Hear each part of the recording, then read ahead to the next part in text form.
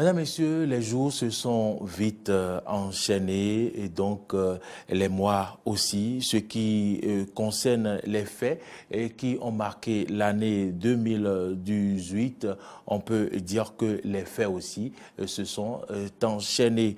Eh bien, aujourd'hui, nous vous offrons ce plateau débat pour décrypter un peu les faits qui auront marqué cette année 2018.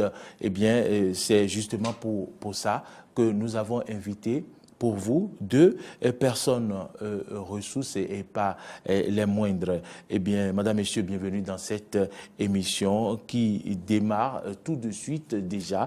Et je vous présente les personnes que nous avons comme personnes ressources sur ce plateau. À ma droite, je voudrais nommer Jérôme Stéphane Tora. Il est bien sûr fiscaliste et spécialiste en contrôle de gestion.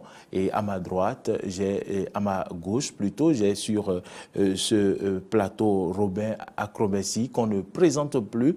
Il est le président de la Voix des consommateurs. Chers invités, merci d'avoir accepté mon invitation.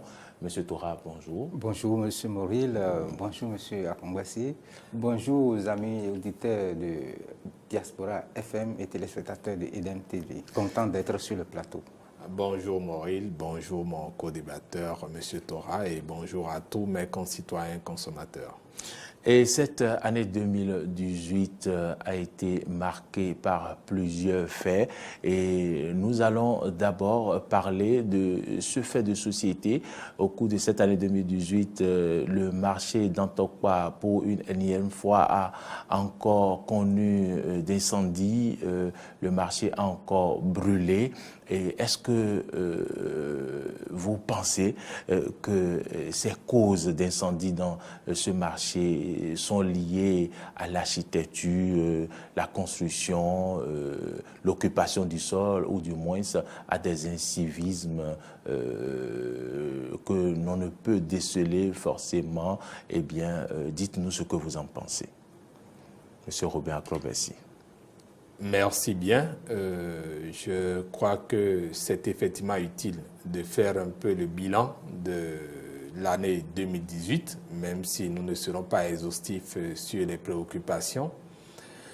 Et ça va certainement mieux nous outiller pour aborder l'année 2019, qui va connaître des événements peut-être similaires à ceux de 2018, mais nous aurions anticipé sur un certain nombre de choses.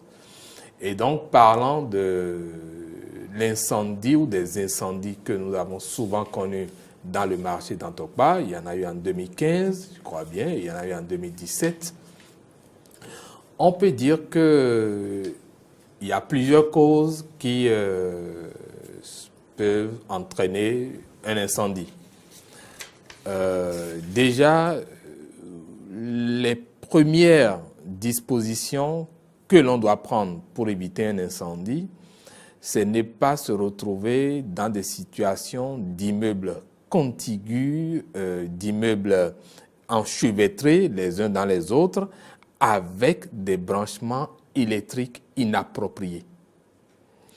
C'est d'éviter d'avoir des carburants, tout produit inflammable, dans des positions impropres. C'est d'éviter, par exemple, que les gens préparent en faisant donc du feu dans ces marchés-là, vu qu'il y a assez de produits inflammables qui peuvent être cause d'incendie. Mais la libre circulation, les espaces entre les locaux des marchés devrait être suffisamment structuré pour qu'il n'y ait pas ou il y ait de la facilité à pouvoir éteindre ces feux. Donc, nous pouvons dire que... Est-ce que ces conditions sont remplies au marché d'Antokwa? Non. Sont respectées? Malheureusement, dans la plupart des cas, ces conditions ne sont pas réunies. On se demande même par moment, est-ce que c'est des architectes qui conçoivent les plans de ces marchés? C'est vrai, on pourrait me dire, que Dantokpa est un marché assez vieux, mais ça ne veut pas signifier qu'il n'y avait pas d'architecte à l'époque. Ça ne veut pas signifier que si la structure de gestion des marchés Sogema, avant d'autoriser des constructions, même d'Apatam, ne devrait pas faire recours à des ingénieurs civils ou tout au moins génie civil ou tout au moins à des techniciens bâtiments.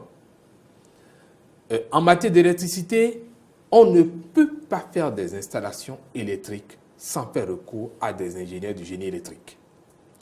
Sans que la SB2E, la société béninoise en charge de l'énergie électrique, puisse envoyer sa structure partenaire pour aller évaluer l'installation, pour s'assurer que les conditions sont réunies.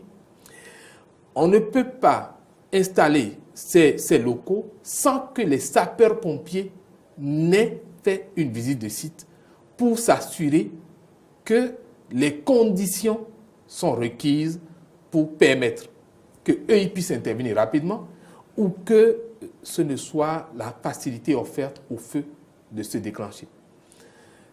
Mais vous savez, malheureusement, nous avons des populations qui ne sont pas toujours outillées en matière de ces genres de dispositions, qui ne comprennent pas que dans un marché aussi sensible, on ne devrait pas faire du feu. Vous savez, les gens ont un problème aussi avec les ordures. On n'a pas un dégagement aisé des ordures, ce qui fait que les populations, pour ne pas subir la répression des forces de l'ordre ou bien de la police sanitaire, sont obligées de brûler les ordures. Donc voilà autant de conditions qui peuvent être source d'incendie et qui le sont effectivement. Monsieur Tora, quelle appréciation faites-vous de cette situation, énième incendie au marché d'Antokpa? On en a connu encore cette année 2018. Oui.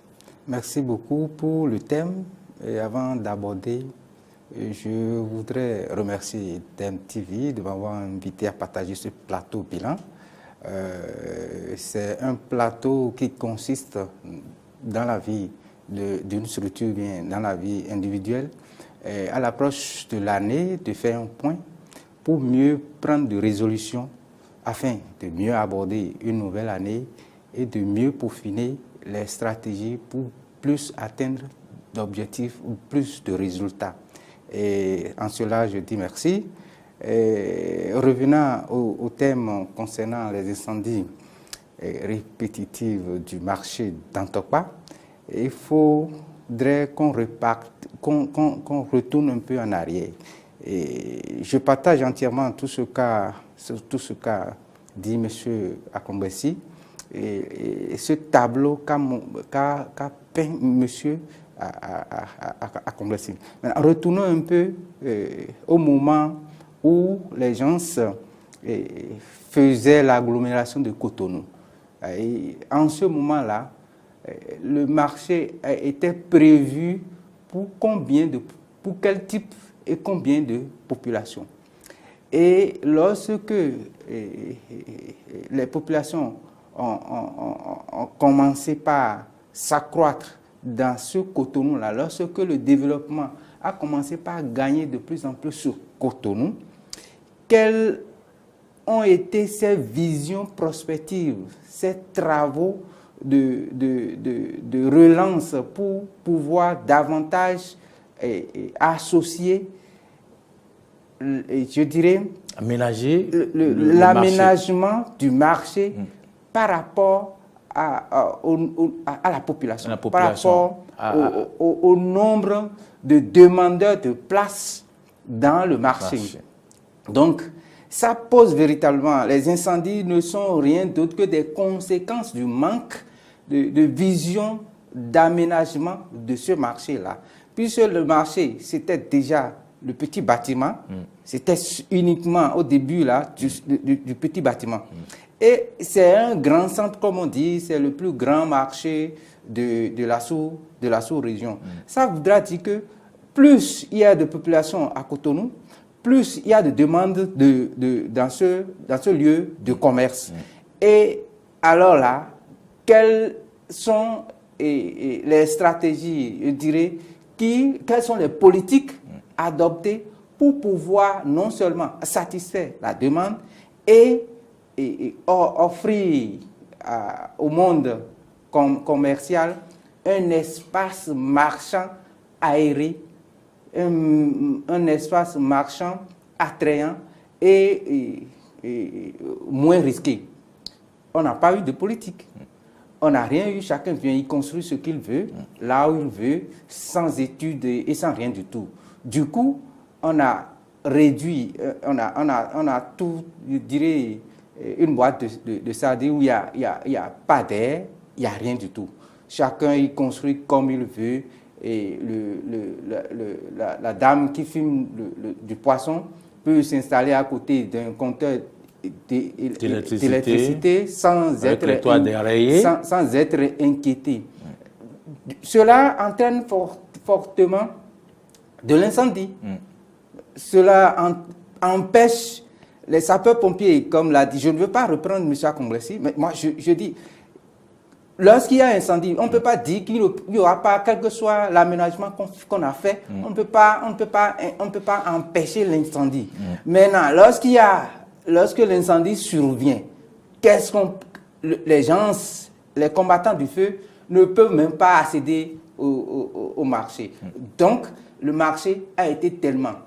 Et l'espace, la superficie qu'a occupé le marché actuellement a été tellement mal exploité mal aménagé, que tous les risques possibles peuvent survenir dans ce marché-là sans qu'on puisse intervenir véritablement et confortablement. Le gouvernement a pensé à un projet de délocalisation du marché d'Antokpa vers la commune d'Abomey-Calavi.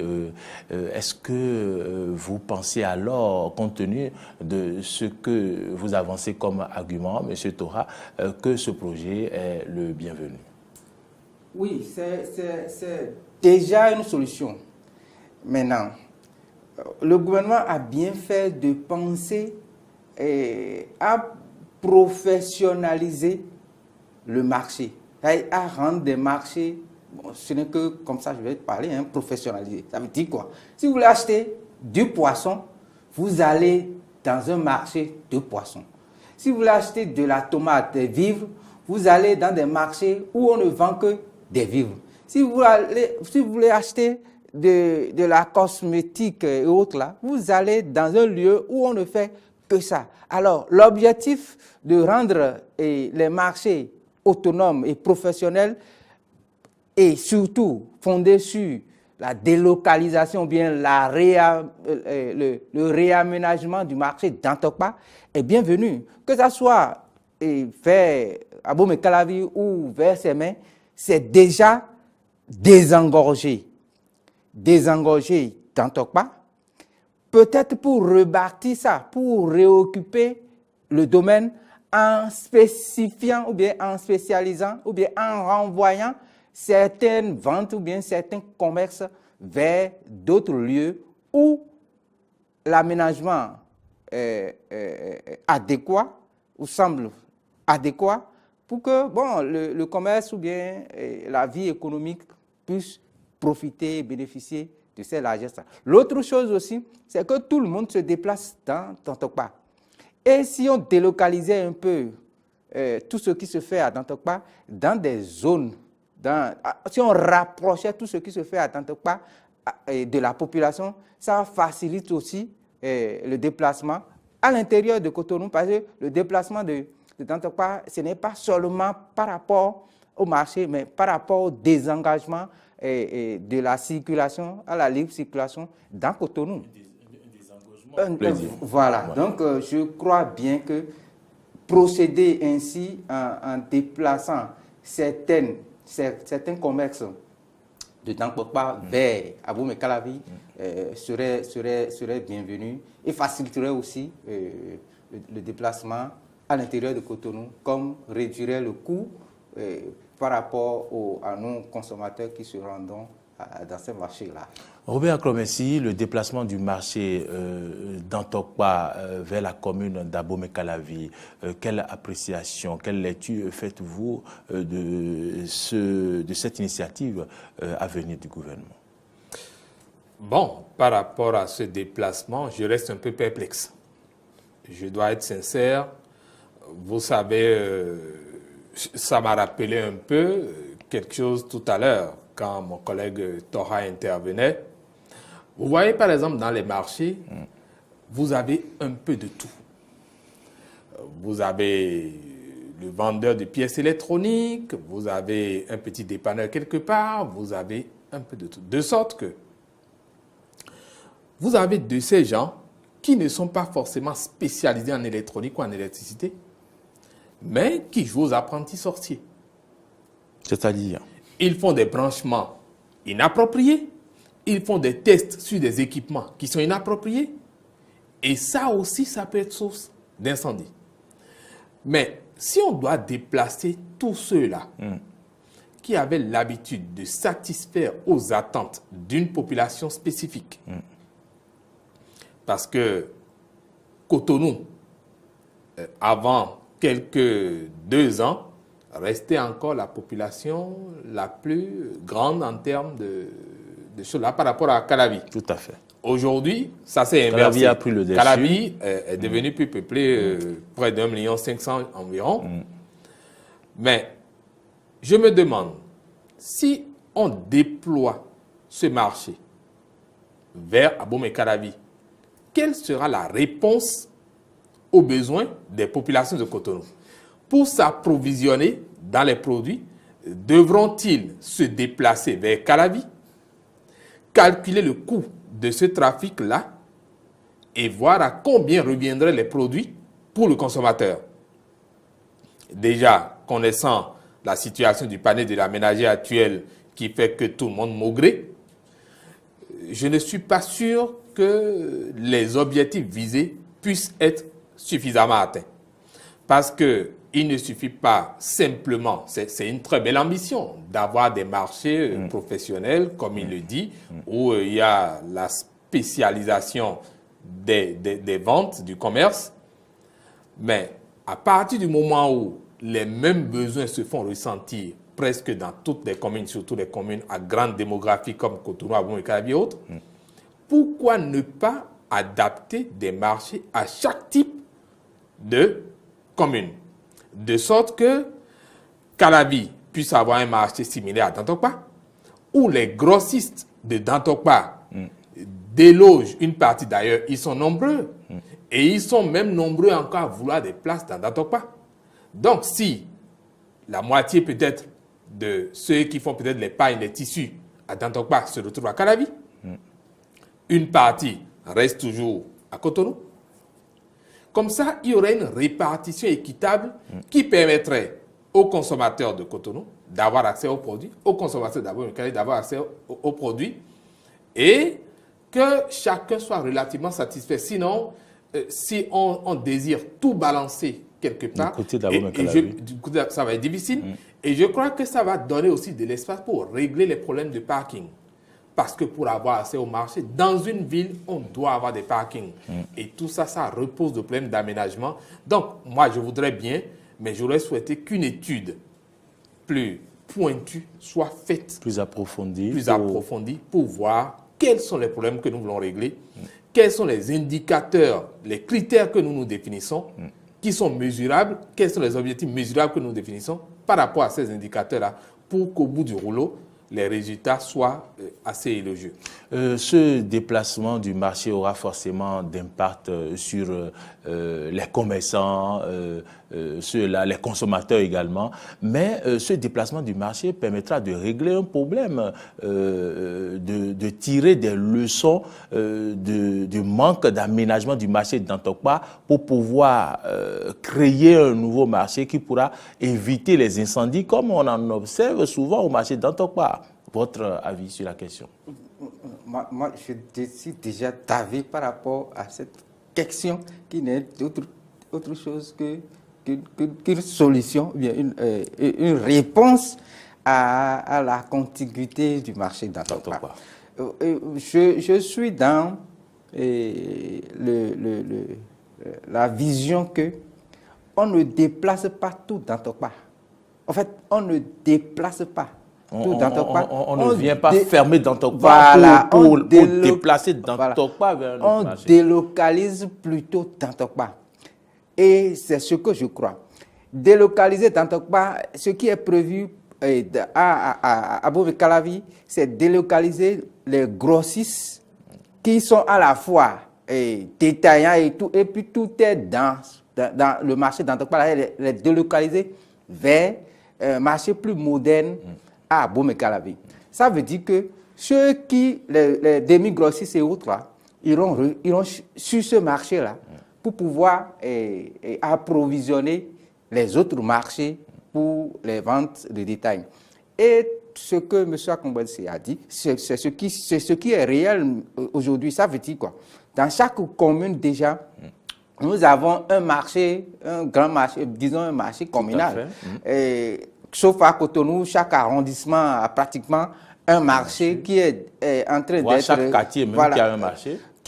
Bon, je prendrai plutôt les marchés d'arrondissement qui sont en train d'être repris, modernisés pour accueillir cette délocalisation-là.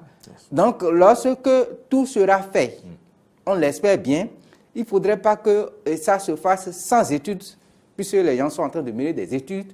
Et je crois bien sûr 2 sites, d'autres, la population de Calavi, d'autres n'en veulent pas, d'autres sont en train de demander à ce qu'on vienne chez eux. Donc, l'essentiel, c'est de bien mener les études et que l'aménagement soit bien fait, pas comme ce qu'ils ont fait en voyant, en limitant la population à 600, je sais pas, à 600 000 ou à peine 1 million sur Cotonou, et voilà que ça a tellement évolué.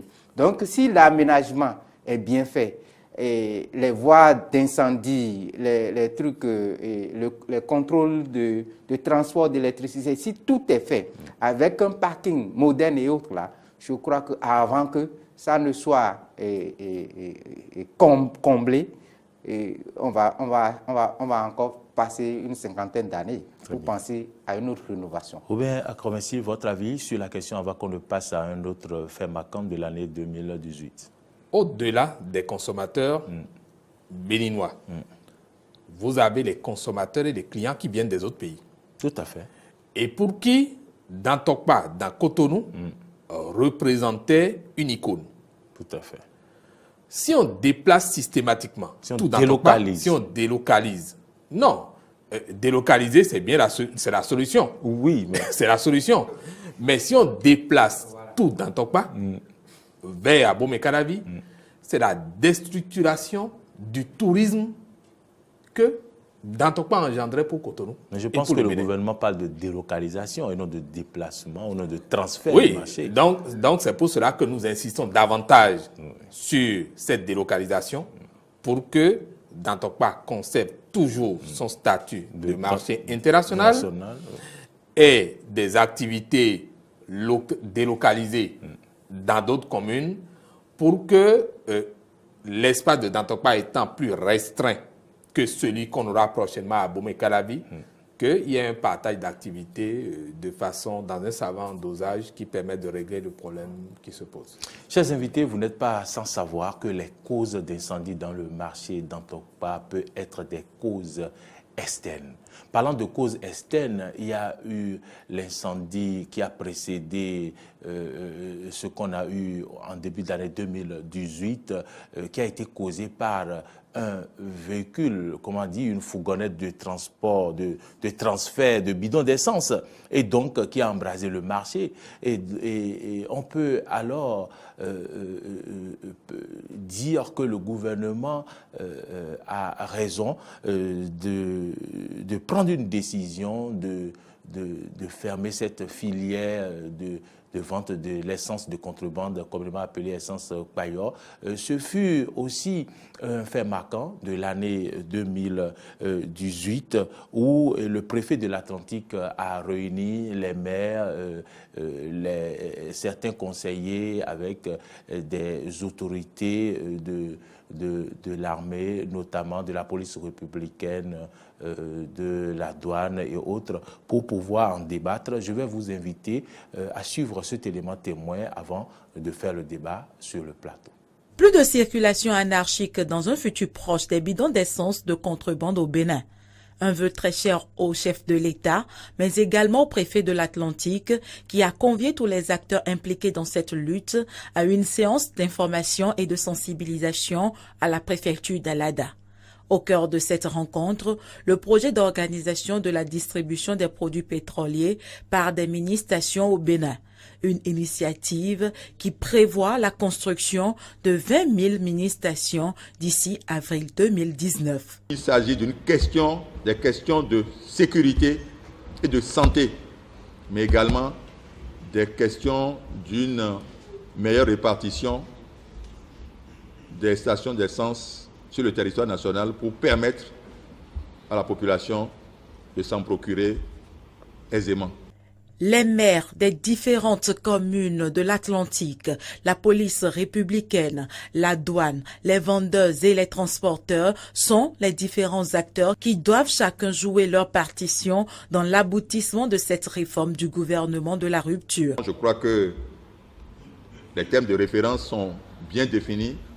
Chacun doit rester dans son rôle. Et je crois que la police est sous l'autorité du préfet et nous avons délégué cette autorité au maire.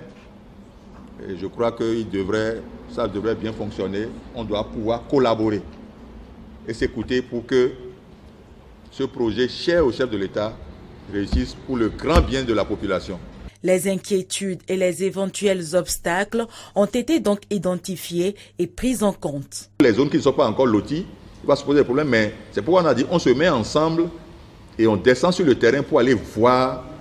Et sur la base donc des projections, nous allons voir vraiment là où nous devons mettre. Donc je crois que ce ne serait pas des problèmes qui vont bloquer le projet, c'est des questions que nous allons aborder de façon pratique. Il n'aura plus donc de passage fluvial.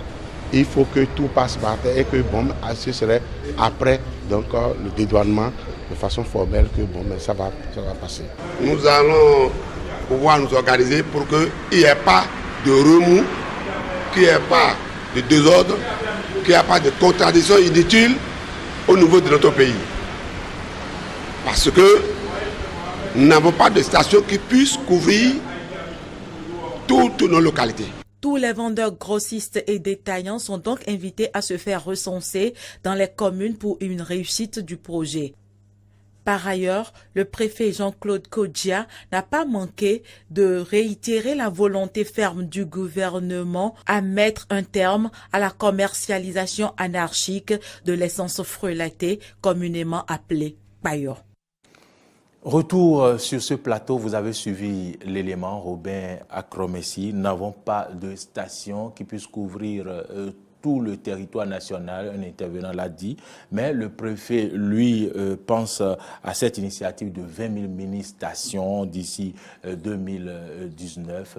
Peut-on arriver à soustraire de la conscience collective l'utilisation de l'essence de contrebande? Je pense que réalisme oblige, dans tout projet, nous devons penser en termes d'objectifs à son caractère SMART, c'est-à-dire que les objectifs soient mesurables, atteignables, réalistes. Je vous rappelle que c'est un projet, c'est un objectif auquel tient le chef de l'État. Oui, pour le chef de l'État, c'est une ambition noble. Vous savez, lui, en tant que chef de l'État, sa mission consiste simplement à penser et à souhaiter qu'on puisse avoir de meilleures œuvres et voir un pays qui se porte mieux. Mais il appartient au cadre qui l'accompagne, à ses conseillers, à des cabinets spécialisés dans ce genre d'études, à faire une formulation plus outillée, plus technique du désir du chef et à le traduire en actes. Donc, faire cette campagne d'information, c'est bien, mais au-delà, j'aurais bien souhaité que le préfet et son staff déchargent la responsabilité sur des spécialistes, sur des experts de la question, qui vont faire les études et viendront leur rendre compte pour dire, voilà, après étude, les options les plus appropriées, parce que vous avez vu le dernier intervenant. Oui, tout à fait. Il a dit, nous n'avons pas les stations et nous ne voudrions pas que ça amène des troubles. Parce que c'est une activité qui nourrit des milliers. Et quand on parle de milliers, c'est plutôt fois 1000 en termes de millions.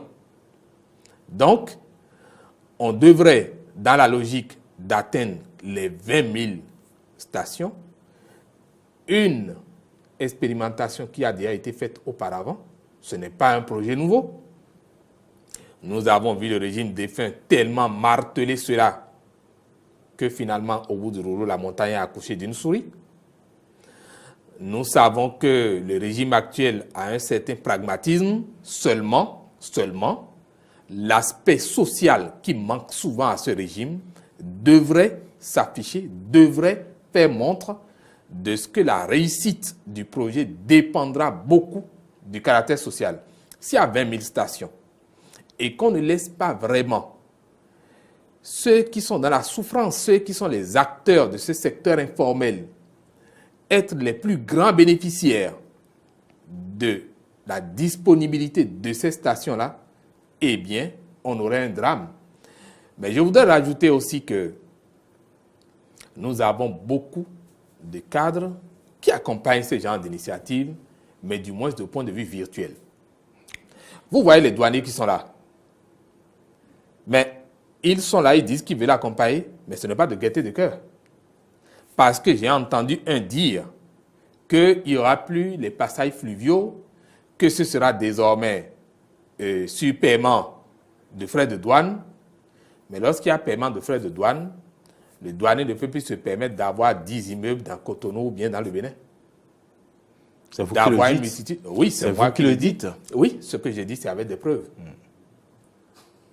S'ils souhaitent des débats contradictoires, on pourrait bien le faire. Mais le problème pour eux, c'est qu'ils vont se retrouver devant la criette pour justifier leur bien. Et donc, je pense qu'aujourd'hui, tout le monde devrait sortir d'une certaine forme de situation de tétanisation où on pense qu'on devrait tout avoir pour soi et rien pour les autres. Il doit y avoir une minorité qui soit heureuse et la majorité ne bénéficie pas du ruissellement des ressources, des richesses du pays vers le bas. Donc, si chaque cadre de l'administration en arrive à cette forme de conscience, vous verrez ce projet sera une belle réussite et nous aurons ce qu'on a dans les pays voisins, que des stations-service pour satisfaire les attentes des consommateurs et sécuriser les consommateurs parce que tel que la bande de ce carburant, et ça me pose un problème. Quand on me dit qu'on n'aura plus les passages fluviaux, je me demande bien quels seront désormais les outils de transport du carburant. Est-ce que ça va devenir les camions citernes appropriés ou bien ça va être toujours une formule non sécurisante? Je dis, le carburant au Nigeria, c'est du bon carburant. Le Nigeria est la première puissance économique d'Afrique. Le coût auquel c'est en station au Nigeria, c'est à 200 francs environ. Et donc, si nous avions un bon accord avec le Nigeria, on pourrait avoir de l'essence à un bon coût, tout en permettant au gouvernement d'avoir sa maille bénéficiaire qui lui permette de constituer les ressources pour aller au développement. La préoccupation du gouvernement, c'est d'arrêter d'avoir l'essence alignée aux abords des rues, des routes, partout. Et donc, je pense que c'est ce qui les amène à lutter contre l'essence de contrebande, mais à adopter une autre forme, la création de mini-stations. Le préfet l'a dit, il l'a dit, c'est une question de sécurité et de santé. Monsieur Tora. Oui, la lutte contre l'essence de contrebande. C'est de ça qu'il s'agit. Le préfet l'a dit, c'est une forme d'assurer, en procédant à une telle lutte, à la sécurité publique. Je rebondis sur le thème en disant, oui, M. Akongwassi, c'est un projet ou disons c'est une forme de réforme qui est dans le social et fortement dans le social, à mon avis. Je suis aussi consommateur de l'essence fluoratée comme la majorité des Béninois. Mais tel que ça a été fait, puisque nous convenons tous que ce n'est pas un projet nouveau. C'est un projet qui a déjà eu une forme d'application et nous avons tous vu de mini-stations à Cotonou. Mais quand il s'agit de visée politique, le projet qui devait assurer une sécurité à tous est versé dans du populisme et là, ça va accoucher d'une souris, comme vous l'avez dit, et aussi la souris vit encore, c'est tant mieux. Je voudrais dire, oui, je crois que le gouvernement veut plutôt réorganiser tout en voulant combattre jusqu'à ce qu'il n'y ait plus de ces stations à ciel ouvert dans notre pays.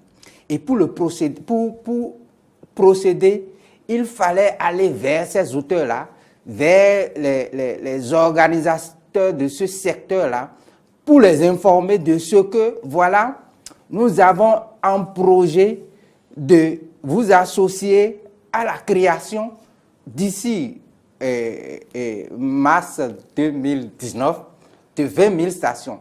Mais ces 20 000 stations, ce n'est pas que c'est le gouvernement qui va créer, qui va sortir l'argent pour les implanter. Mais leur faire comprendre qu'en investissant dans de mini-stations, en réorganisant le circuit de transport, leur secteur de transport de ce carburant-là, on peut assainir et eux, ils vont continuer toujours à faire leur activité et le pays va également en bénéficier. Pour dire quoi? Lorsque le prophète dit ils vont descendre sur le terrain, ils ont toujours fait ça, descendre sur le terrain, sans être forcément spécialistes d'un domaine. On dit bon, on descend, on a toujours vu des descentes qui n'ont rien donné. La belle preuve, la Sonacop n'existe plus, ou bien n'existe que de bâtiments qui est sa direction générale. Donc, réorganiser véritablement, c'est de laisser des techniciens qui connaissent comment est-ce que ce commerce est constitué, je dirais, ce commerce est mené. C'est de laisser les techniciens qui savent comment amener ces acteurs à s'intéresser ou bien à aller demander des investissements. Descendre sur le terrain, c'est aussi garantir l'accompagnement de ce secteur au niveau des institutions bancaires. Parce que quand un commerçant descend priorité va se présenter devant une institution bancaire pour demander des prêts pour pouvoir faire des stations-service, le banquier ne va pas le suivre, puisque le commerce là est un commerce prohibé. La loi nous interdit ce commerce-là. Maintenant, si le gouvernement veut amener de plus en plus ces acteurs à venir dans le secteur formel, c'est qu'il faut au préalable tous ces acteurs-là qui doivent accompagner le secteur, le dit secteur. Et j'ai bien cité les banquiers, j'ai bien cité ces techniciens qui savent comment le travail sera fait. Nous ne sommes pas déçus ou bien de voir de plus en plus de stations-service à Cotonou. Mais ça se concentre uniquement sur Cotonou. Or, ce n'est pas qu'à Cotonou qu'il y a des motocyclettes, des automobilistes. À l'intérieur du pays, il y en a encore plus. Pourquoi ces stations-là, dans leur projet de 20 000 stations-service, pourquoi ces stations ne se délocalisent pas vers d'autres localités. Qui sont même pour apporter plus proches aussi, que le Nigeria, plus proches du Nigeria, j'allais dire. Pour apporter le modernisme dans nos villes, dans nos contrées reculées. Oui, combattons l'essence fluatée, mais soyons réalistes, surtout réalistes, humains et surtout humains. Très bien. Vous l'avez dit, Robert Akrobessi, M. Tora, nous allons passer à un autre fait qui a marqué l'année 2018. Au cours de cette année, une décision a fait beaucoup de bruit. C'est notamment les réformes dans le secteur de la santé. Je sais que c'est un sujet qui vous intéresse beaucoup, particulièrement vous, Robert Akrobessi. Eh bien, le secteur de la santé, la fermeture des cliniques, les centres médicaux, les laboratoires, tout ce qui est illégal a été fermé. Et donc, il y a eu aussi une lutte qui a été déclenchée contre la vente de ce que nous appelons les faux médicaments. Et donc, ça a été toute une réforme au cours de l'année 2018. Dites-nous, M. Robert Akrobessi, cette réforme était-elle la bienvenue? Globalement, on peut dire que les objectifs visés étaient bien entendus pour le bien-être du consommateur. Parce que c'est un combat que nous menions depuis. D'abord, ça a concerné dans un premier temps les faux médicaments. Deuxièmement, ça concerne la qualité de nos plateaux techniques, la qualité des soins, le professionnalisme des acteurs du secteur de soins. Et donc, que le gouvernement aspire aujourd'hui à assainir un peu le secteur, quoi de plus noble et de plus louable. Mais vous savez, nous tenons toujours compte de l'aspect social des choses. Nous tenons toujours compte des dimensions du viable, du vivable et de l'équitable. Parce que lorsque vous voulez, par exemple, assainir le secteur de la santé, il y a des cliniques qui sont ouvertes, il y a des laboratoires. Moi, je dis, il y a une option qui est possible. L'option qui est possible, c'est de recenser a priori tout ce qui existe, de connaître de ceux qui en sont les promoteurs, ceux qui y sont des employés, et de leur faire la proposition, en principe, vous n'êtes pas tous tenants ou détenants d'agrément.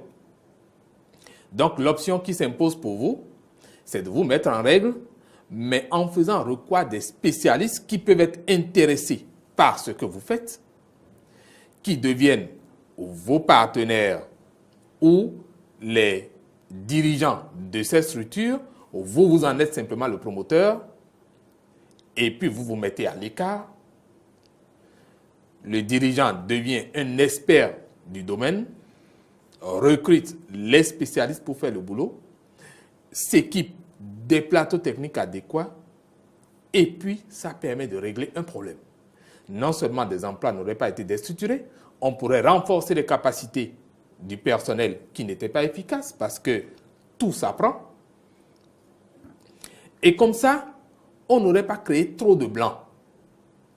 Parce que si systématiquement, on fait tout fermer, vous savez, nos hôpitaux publics n'arrivent pas toujours à satisfaire toutes les demandes. Il y a un engorgement rapide, et puis les médecins, quand ils sont fatigués, vous savez, ils ne peuvent pas se tuer. Il faut bien qu'ils soient là pour continuer de satisfaire d'autres.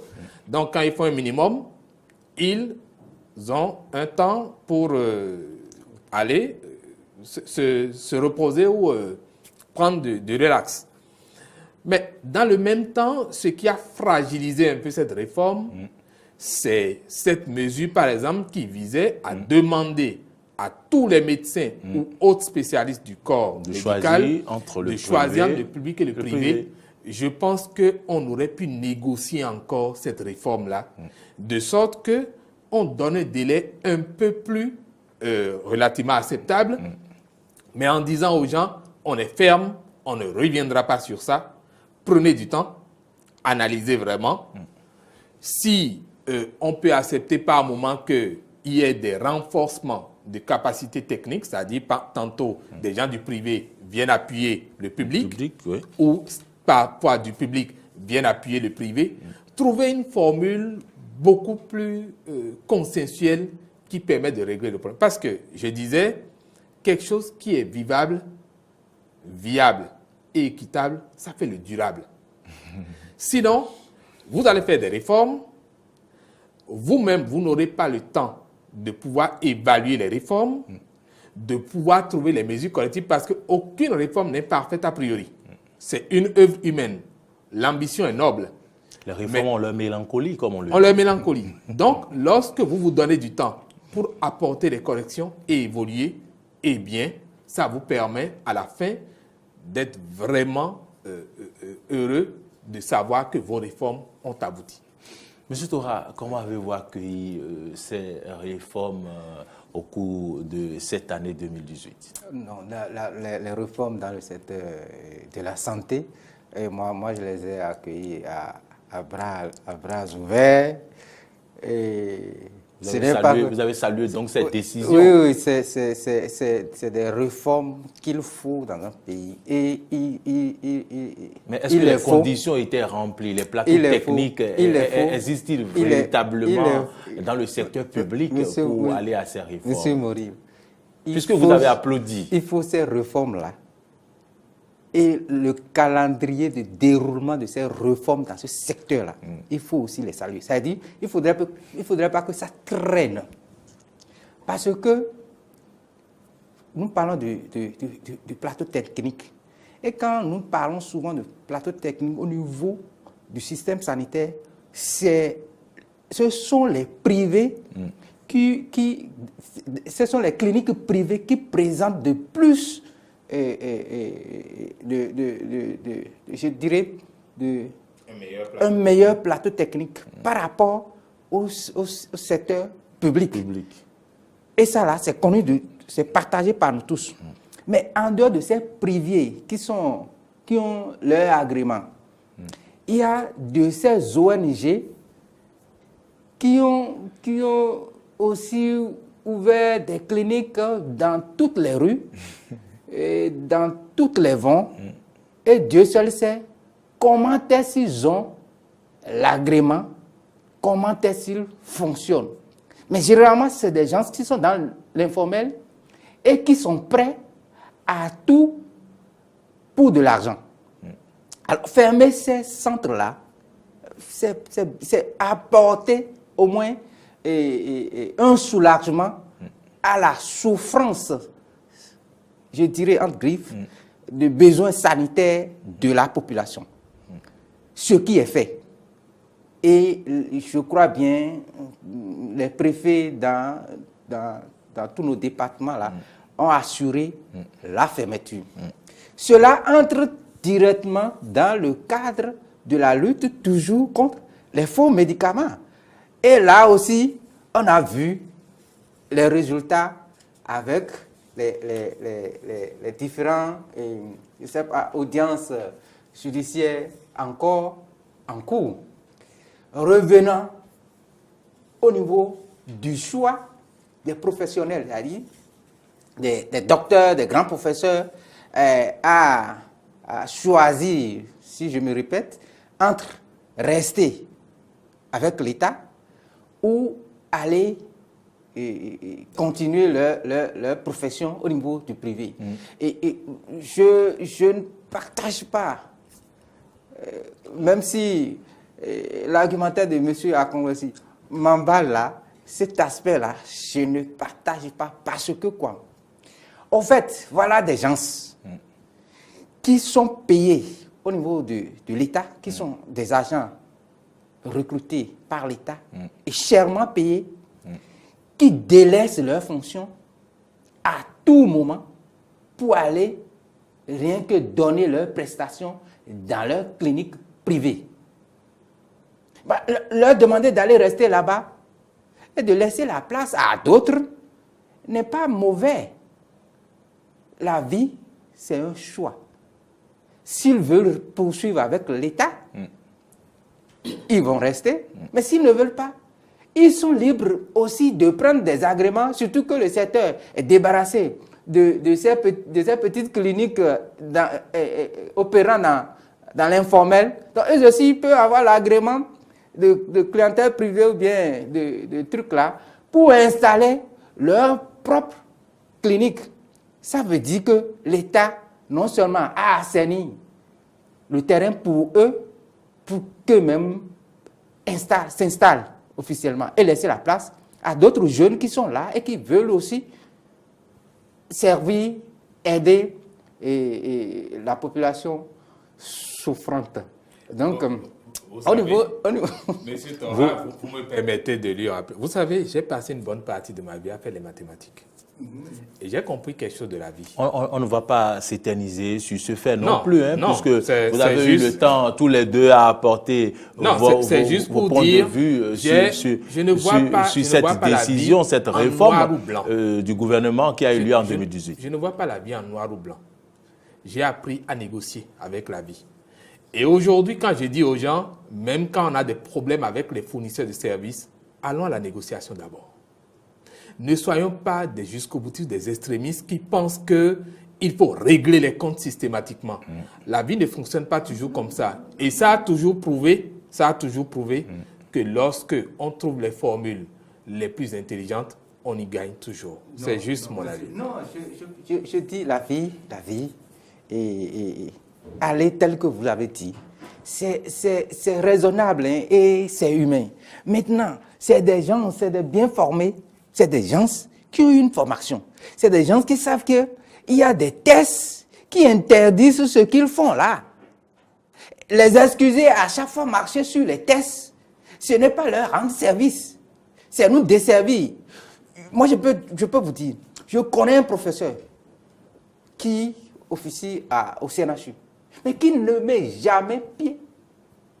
Il semble que vous ne m'avez pas compris. D'accord. À celui-là, on va encore négocier quoi? Il ne met jamais pied là. Alors que les gens prennent rendez-vous pour le voir. On ne le voit jamais. C'est son assistant qu'on voit. Il a bien compris. Il a bien compris votre préoccupation. Lorsque je constate que vous ne le faites pas et que je vous mets en demeure, de le faire, le jour où je vous sanctionne, eh bien, tout le monde est unanime sur la question. Tout à fait. C'est juste mon avis. Moi, je vous comprends très bien dans cet aspect-là. C'est des gens qui sont suffisamment élevés, pour ne pas dégradés, qu'on ne touchait pas. N'importe comment. Qu'on ne touchait pas. On vient de les toucher. Lorsque la cadence change, quand on fait, le pas change. Comme on dit chez nous là, il y a une certaine... je ne sais pas, royauté ou règne là, tu es attaché derrière. Autre époque, autre mœurs. Voilà.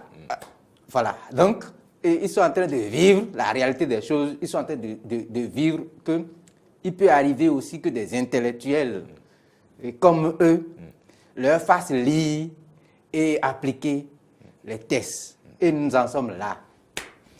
Voilà qui est dit, Monsieur Tora et Monsieur Robert Komessi. On va passer à un autre fait qui a marqué l'année 2018. Et comme vous le savez, en 2018, il y a eu un moment où un phénomène a pris le dessus et il n'y avait pas ce jour où on ne pouvait voir sur les écrans de télévision ou écouter sur nos stations radio des annonces de perte d'enfants, de disparition d'enfants. Et finalement, on a abouti à la lutte contre la cybercriminalité avec pour corollaire les sacrifices humains. Et donc, le procureur de la République, le 4e substitut du procureur en ce moment-là, a donc fait une déclaration. Et nous avons aussi pris l'avis de quelques citoyens. Nous allons demander à Igor Nkutondi de nous rappeler ces moments avant qu'on ne fasse de débat sur ce plateau. Procureur de la République devant le tribunal de première instance de Cotonou, après avoir été informé de la recrudescence du phénomène de la cybercriminalité ponctuée des sacrifices humains sur le territoire national, a diligenté une enquête aux fins de clarifier la situation. Les investigations menées dans ce sens ont permis d'interpeller et de présenter devant le parquet une trentaine de personnes auteurs d'infractions cybernétiques prévues et punies par la loi numéro 2011-20 du 12 octobre 2011 portant lutte contre la corruption et autres infractions connexes en République du Bénin. Ces personnes de nationalité béninoise et nigériane pour la plupart ont été arrêtées aussi bien sur le territoire national qu'à l'extérieur. Déférées au parquet de Cotonou le 28 mars 2018, 9 personnes ont été inculpées des faits d'escroquerie et présentées en comparution immédiate devant la première chambre correctionnelle des flagrants délits du tribunal de première instance de première classe de Cotonou. Elles ont été toutes condamnées à des peines d'emprisonnement fermes. Courant avril, une quinzaine de personnes ont été arrêtées, dont une dizaine au Togo. Inculpées des faits d'escroquerie au regard de la loi précitée, elles ont été placées sous mandat de dépôt par le procureur de la République. Après le tribunal de première instance de première classe de Cotonou, leur audience est prévue pour se tenir le 8 mai 2018. C'est Ohuno qui les aide à avoir ce fétiche-là, ou bien ce beau-là, ou bien ce vaudou-là qu'il faut s'attaquer. Parce que ce n'est pas au premier kidam qui arrive vers vous et qui demande l'impossible pour avoir de l'argent qu'il faut donner, dans les mains desquelles il faut mettre ce fétiche-là, sachant que ça aura des conséquences très néfastes par la suite. Les Rounon ont une très grande responsabilité dans cette affaire. C'est à eux qu'il faut s'attaquer. Les jeunes, je ne dirais pas qu'ils sont inconscients, mais ils ne mesurent pas toujours tout à fait la portée de ce qu'ils font. Donc pour moi, les parents, mais avant les Rounon. On sait que dans ce pays, il y a une association de vaudounos ou autre là. Il faut travailler dans ce sens. Les responsables de cette association doivent sensibiliser les adhérents, doivent les sensibiliser. Et s'il le faut, frapper fort, déjà à leur sein. Vraiment, ça commence par faire peur. Parce qu'au début, c'était quelques-uns dans la ville. Mais actuellement, c'est comme une chose qui est à la mode. Et chaque fois, on entend qu'ils ont tué telle personne, ils ont recueilli son sang pour des rituels. Mais après mes enquêtes, j'ai constaté que c'est des jeunes en quête d'argent facile. Et ceux qui ne veulent rien faire pour trouver de l'argent, c'est les jeunes communément appelés les gaïmans qui sont en train de faire ces mauvaises pratiques-là. Mais moi, je crois que si le gouvernement veut finir avec ce problème-là, une journée seulement suffit. Il suffit d'appeler les grands prêtres traditionnels, les Bokono, les Vaudounos en général, pour leur demander qu'est-ce qu'il faut faire par rapport à cette affaire-là. Un. Et de deux, il y a des gens qu'on a entendus sur la radio qui donnent ces fétiches-là, qui boivent du sang humain. Ils peuvent directement les appeler, bien les interpeller pour leur demander mais qu'est-ce qui se passe dans le pays? Est-ce qu'il faut ça pour qu'on puisse vivre dans le pays? Est-ce qu'il faut ça pour gagner de l'argent? Donc, si parle avec ces gens-là, je crois bien que ça va s'arrêter. Ou bien même mener des enquêtes sur les jeunes qui ont ces fétiches-là chez eux et les arrêter. S'ils ne commencent pas les punir, je crois bien que ça va vite s'arrêter. Voilà, retour au plateau de la cybercriminalité à ces sacrifices humains. Et c'est ce à quoi on a assisté comme fait au cours de l'année 2018. Robin Akromessi, est-ce que vraiment ces jeunes ne se servent-ils pas de la cybercriminalité pour commettre d'autres forfaits au nom d'une divinité? Je crois d'abord que lorsqu'on analyse cette forme de pratique qui consiste à ôter la vie à son prochain au motif qu'on veut satisfaire la soif d'un quelconque vampire qui a besoin de sang, on ne peut pas justifier qu'un vaudou veuille réclamer du sang. Et notre Constitution a prévu que la personne humaine est sacrée et inviolable. Et dans ces conditions, la justice doit sanctionner avec la dernière rigueur toute personne qui, au motif de satisfaire la soif d'un vaudou ou d'aller à la cybercriminalité ou quelconque forme d'usage qu'on puisse faire du corps humain sans le respecter. Aujourd'hui, il y a l'évolution de la médecine qui permet à ce que, pour sauver des humains, qu'on puisse faire recours à la transplantation d'organes. Et en Occident, dans des cas d'accident grave où l'accidenté décède, on tente de récupérer dans les meilleurs délais les organes encore disponibles, exploitables. Vous voulez parler du trafic d'organes en somme? Non, là encore, c'est structuré. C'est structuré, on reçoit l'aval des parents de l'accidenté, ou peut-être que l'accidenté même a déjà laissé un testament qui permet d'utiliser. Et donc, moralement, même si ce n'est pas exactement ce qui doit être, mais au moins il y a l'aval de la communauté. Ici, on va ôter la vie à un être humain pour parfois récupérer ses organes et en faire un trafic. Et vous savez, il y a beaucoup de gens dans notre pays qui ont de la fortune, mais dont on ne sait pas toujours comment ils y sont arrivés. Et entre autres, il y a ce trafic d'organes qui se cache derrière parfois la cybercriminalité. Et pour ce, moi j'estime que le procureur pourrait aller plus loin. Au-delà seulement de voir ces jeunes enfants qui parfois, parce que l'éducation a été ratée, se livrent à des activités répréhensibles. Il faut voir qui sont les personnes qui leur ont légué ces savoirs-là. Qui sont les personnes avec qui ils ont collaboré pour pouvoir comprendre ces mécanismes d'extinction de vie.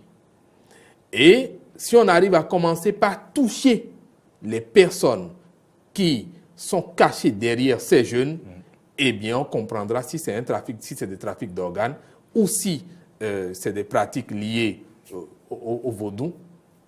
Le procureur pourra apprécier. Et je crois que dans toutes les juridictions de notre pays, en mettant en branle ce genre d'enquête judiciaire, on va vraiment faire reculer ce phénomène.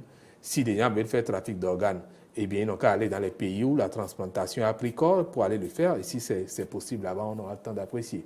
Les vaudounos ne sont pas restés silencieux sur ces déclarations de l'utilisation du sang pour ce qu'on appelle, ce qu'on peut appeler outil, l'autre fétiche qu'on a évoqué, le Kenessi. Ils ont démenti les faits pendant cette période. Monsieur Torah, est-ce que vous êtes d'avis avec Robert Cloversi? Je suis à 100% de son avis. Je partage encore plus son analyse que la restitution des vaudous. Vous savez, le vaudou, pour y avoir accès, il faut être baptisé, comme on dit. Il faut en être initié, un adepte et évoluer en grade. Voilà. Donc, les vaudounos ne peuvent que venir rassurer de ce qu'ils maîtrisent leur environnement, ce qu'ils maîtrisent et les théorèmes de leur fétiche. Nous sommes tous béninois et nous venons tous d'une famille Et dans notre tradition, il y a toujours une pratique de fétichisme, vaudouisme, etc. Mais nous avons évolué, nous avons grandi. Ça veut dire que chez nous, même si le phénomène existe, c'est qu'on n'en sait rien. Sinon, on nous aurait offert un sacrifice à ces fétiches-là. Alors, ça veut dire quoi? Que c'est au fait une barbarie née de la cupidité de l'homme, de l'engouement au gain facile, de trucs là, de viser plus loin qu'on est capable d'aller. Et le phénomène de cybercriminalité, c'est la folie, vient de la folie de grandeur, comme je veux dire. La folie de grandeur de la jeunesse, de la jeunesse qui veut toujours avoir plus que celui qui a souffert pour construire une maison. On veut facilement atteindre ce que quelqu'un a mis 30 ans ou 40 ans pour faire. On veut en 1 ou 2 semaines le dépasser. Ça amène à chercher des voies et moyens pour y accéder. Les braquages, et les vols et, je dirais, la criminalité via les réseaux sociaux. Puisque les gens sont loin et que nous sommes ici, comment pouvoir les maîtriser pour leur faire changer d'avis, pour les amener à céder facilement? Au fait, c'est cette raison qui les a amenés à s'attacher du service ancien que nos rois, peut-être, ont eu à user pour gagner des guerres, pour gagner des positions. Et ce sont les serviteurs ou bien des gens ayant eu connaissance de ces pratiques-là qui ont légué ça à des enfants, à leur progéniture, et puis de main à main, c'est tombé sur peut-être quelqu'un qui ne sait pas que c'est quelque chose qui doit rester en secret.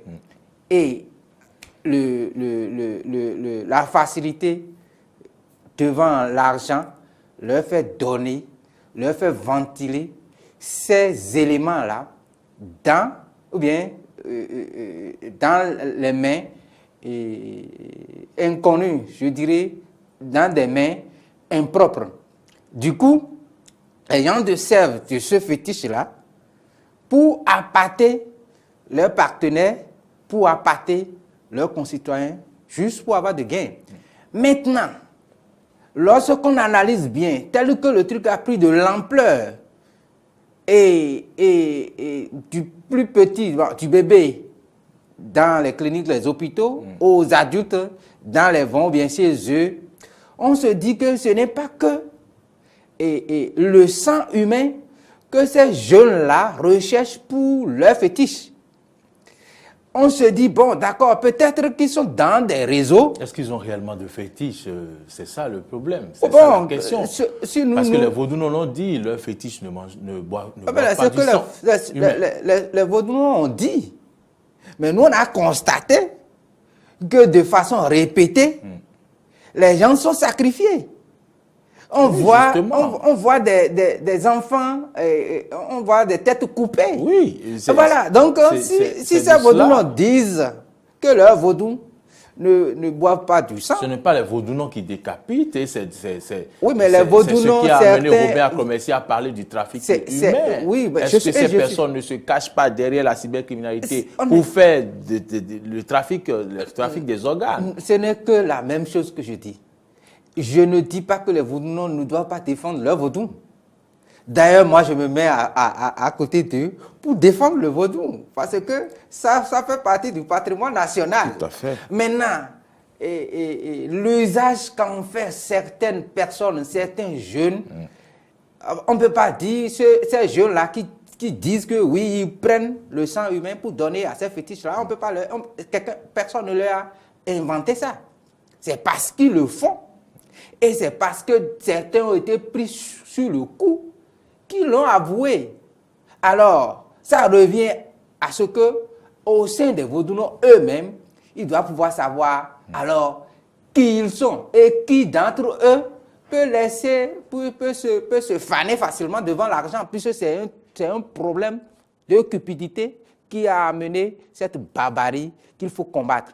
Je suis entièrement d'accord avec M. Akongbesi que le procureur devrait procéder à une enquête minutieuse pour tomber dans les réseaux, puisque ce n'est plus un truc de cybercriminalité seulement, mais ça devient un trafic d'organes. Et nous savons tous que dans ce commerce d'organes humains, c'est des mannes financières.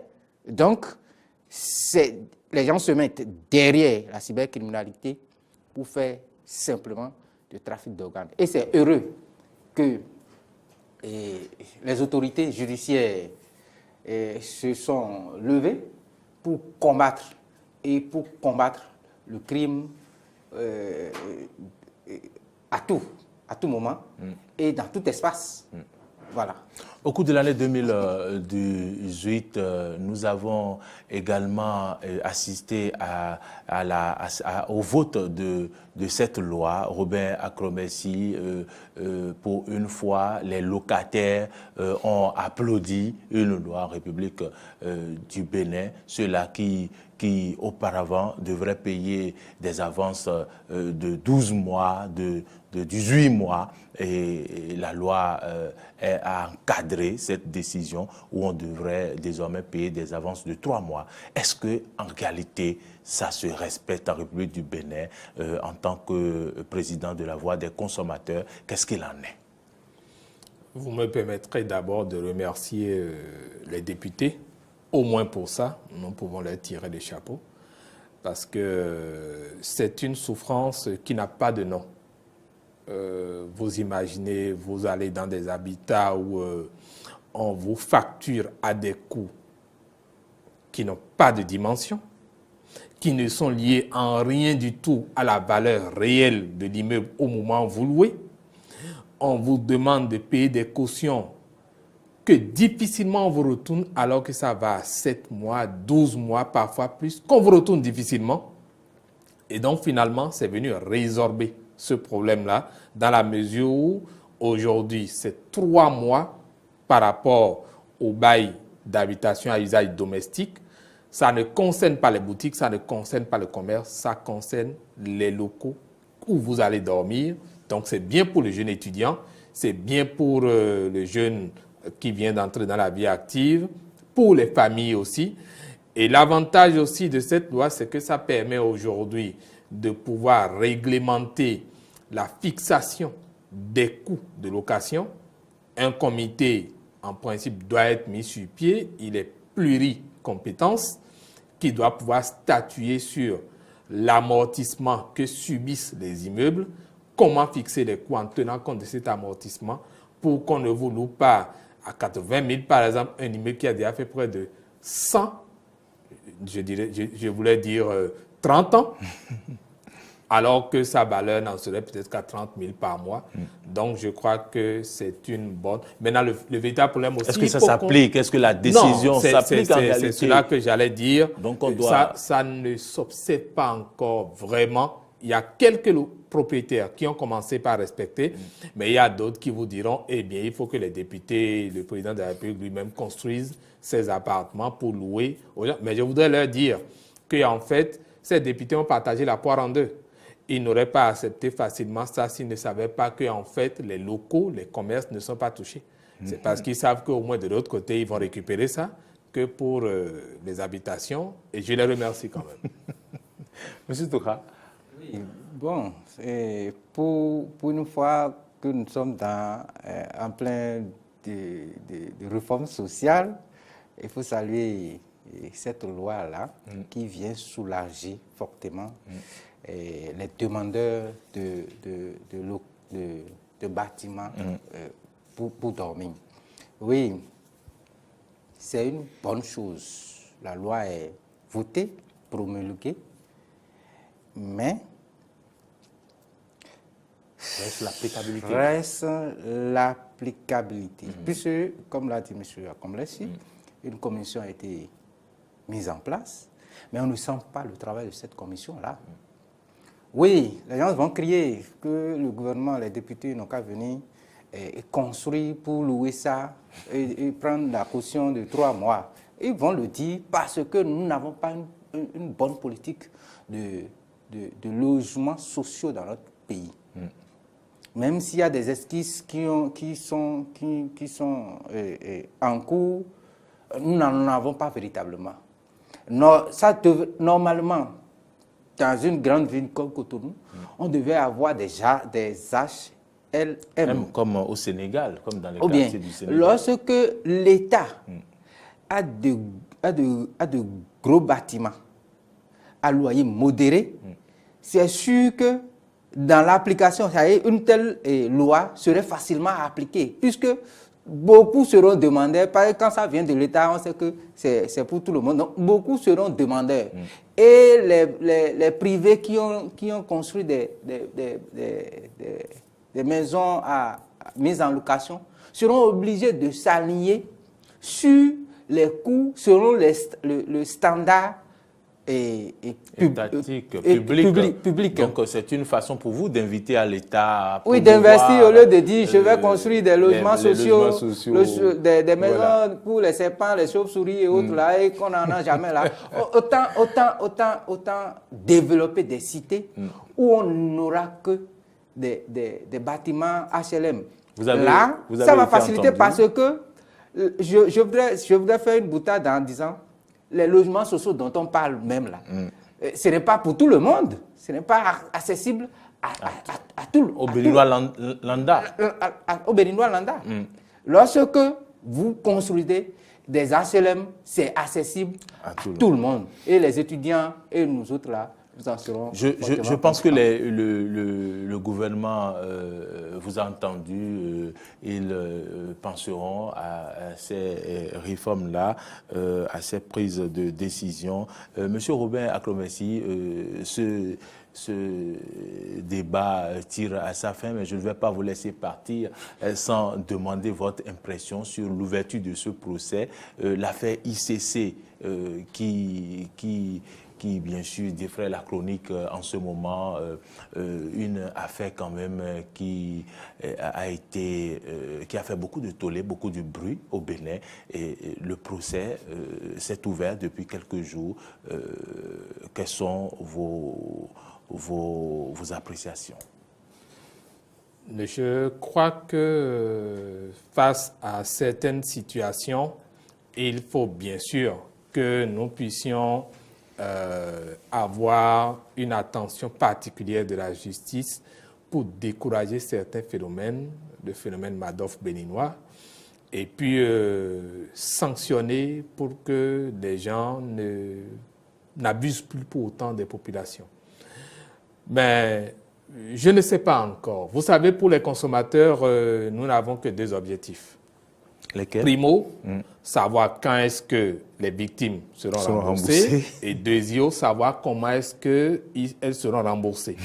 Et donc, moi, je pense aujourd'hui que s'il y a une envie spécifique de voir les organisations de consommateurs aller se constituer partie civile pour défendre les consommateurs ou les victimes là-bas, toutefois, moi, je pense que ça aurait été bien que le peuple lui-même, les victimes elles-mêmes, mandatent spécifiquement les associations de consommateurs pour leur dire « Eh bien, voici des pétitions, nous les signons et nous vous demandons d'aller nous représenter.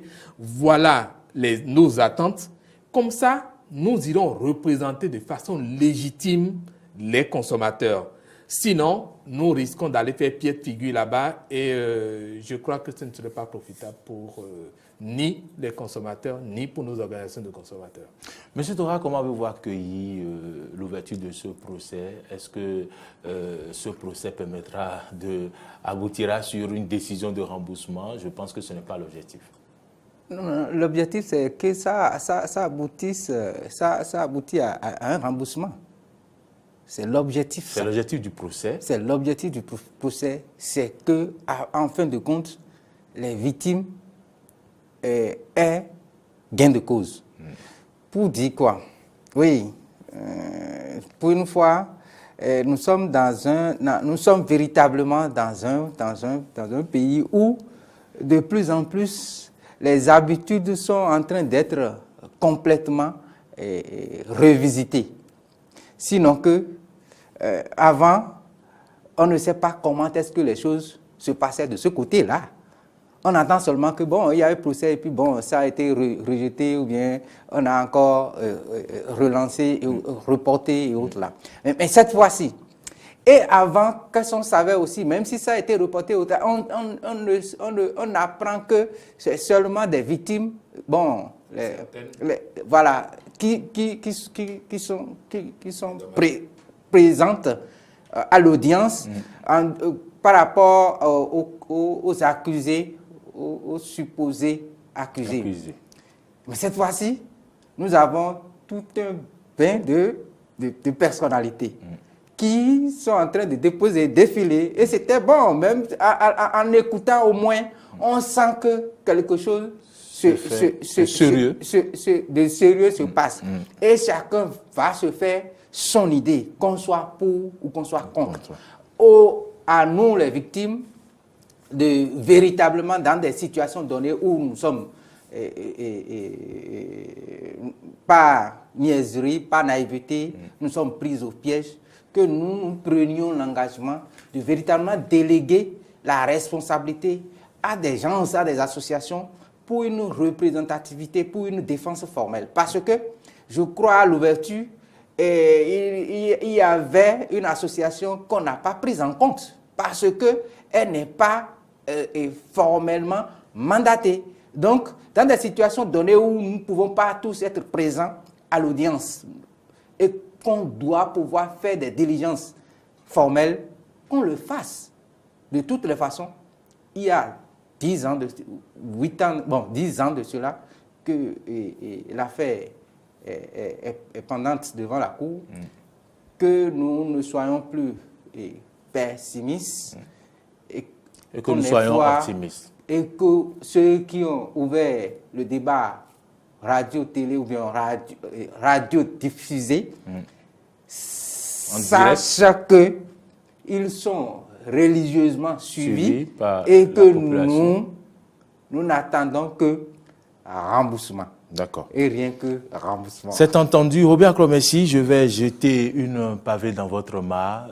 Vous avez mené beaucoup de luttes en ce qui concerne le coût de la communication au Bénin. On vous a vu à travers des marches sur les boulevards de Cotonou avec les consommateurs.